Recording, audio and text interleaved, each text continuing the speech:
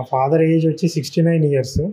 First మా ఫాదర్‌కి left side brain stroke వచ్చింది. అంటే right hand, right leg paralyse అయిపోయినాయన్నమాట. సో, మేము ఇక్కడ వేరే హాస్పిటల్‌లో జాయిన్ చేసి ఆల్మోస్ట్ ఒక 20 డేస్ చూపించినాము. సో, అప్పుడున్నప్పుడు కండిషన్ వాళ్ళు బెటర్ చేసినారు గానీ, మొత్తం క్యూర్ అయితే చేయలేదు. క్యూర్ చేయకోకుండా డిశ్చార్జ్ అయితే చేసినారక్కడ. తర్వాత మేము ఇంటికి తీసుకెళ్ళినాక ఒక 3, 4 డేస్ తర్వాత మాకు తెలిసిన వాళ్ళు రెఫర్ చేసినారు. ఎందుకంటే బ్రెయిన్ కాబట్టి ఇక్కడ డాక్టర్ రోహిత్ ఉంటారు. ఆయన చూస్తారు బాగా అని చెప్తేనే వెంటనే ఆ రోజే వచ్చి రోహిత్ సార్‌ని కలిసి మొత్తం కేస్ అంతా ఎక్స్‌ప్లెయిన్ చేసి, పాత రిపోర్ట్స్ అన్నీ ఇస్తానే ఆయన క్లియర్‌గా కండిషన్ చెప్పినాడు. మీ ఫాదర్‌కి ఇది అయితే అవుతుంది, ఇదైతే కాదని క్లారిటీగా అయితే అప్పుడే చెప్పినారు. చెప్పినాక ఒక 2 డేస్‌కి తీసుకొచ్చి ఇక్కడ అడ్మిట్ చేసినాము. కానీ ఫస్ట్ టైం కన్నా చాలా ఇంప్రూవ్‌మెంట్ ఉంది. ఎలా అంటే ఇంతకుముందు రైస్ ట్యూబ్ తప్ప ఇంకేముండేది కాదు ఫుడ్ ఫీడింగ్. ఇప్పుడు ఆయన ఫ్రూట్స్, బిస్కెట్స్ అవన్నీ తింటున్నాడు. రైస్ కూడా కొంచెం మెత్తగా చేస్తే తింటున్నారు. సో, ఫిజియో కూడా బాగా హెల్ప్ అయింది. సో, రైట్ లెగ్ కూడా కొంచెం స్ట్రెంత్ వచ్చింది. ఆయన లెఫ్ట్ హ్యాండ్ పట్టుకొని బెడ్‌లోనే లేయగలుగుతున్నారు. అదైతే మాకు చాలా హ్యాపీగా ఉంది. సో, ఇంకా కొన్ని రోజుల తర్వాత ఇంకా బెటర్ ఇంప్రూవ్‌మెంట్ ఉంటుందని మేము అంటాం. అది మాకైతే ఇక్కడ ఇన్సూరెన్స్ ఉంది. సో, ఇన్సూరెన్స్ వల్ల ఇది ఉంది మాకు. Thanks to R R hospitals. ఇంకా మాకు రెఫర్ చేసిన మా ఫ్యామిలీ ఫ్రెండ్ కూడా. ఎందుకంటే మేము చాలా కన్‌ఫ్యూజన్‌లో ఉంటిమి. ఎందుకంటే ఎక్కడ తీసుకుపోవాలో తెలీదు.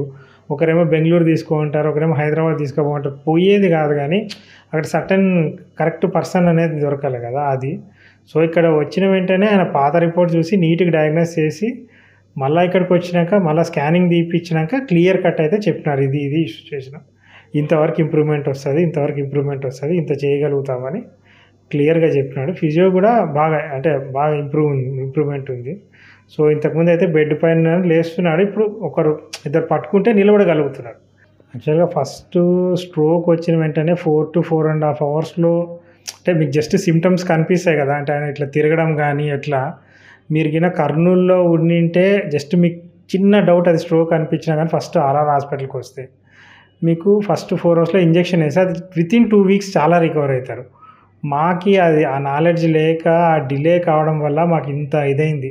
సో, అంత డిలే అయినా కానీ రికవరీ బాగుంది ఇప్పుడు.